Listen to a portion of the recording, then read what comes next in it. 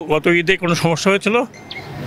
কোনো সমস্যা হয়নি, এবারও হবে না ইনশাল্লাহ। দক্ষিণাঞ্চলে আমরা আসার পরের থেকে এই সরকার ক্ষমতায় আসার পরের থেকে কিন্তু আমি বিশেষ করে দক্ষিণাঞ্চলে বহু যোগাযোগ ব্যবস্থা ইমপ্রুভ করেছি।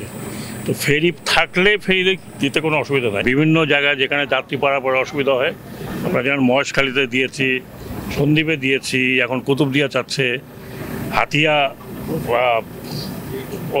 ঘাট, চেয়ারম্যান ঘাট, এটাও আমরা দেখবো যে দোকান দেওয়া যায়।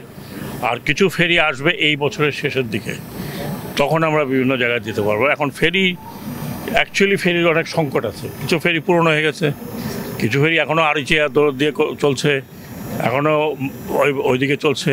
টানা সপ্তমবারের মতো বেস্ট টিস্যু পেপার ব্র্যান্ড হিসেবে স্বীকৃতি পেয়েছে বসুন্ধরা টিস্যু। গত ঈদে কোনো সমস্যা হয়েছিল? কোনো সমস্যা হয়নি, এবারও হবে না ইনশাল্লাহ।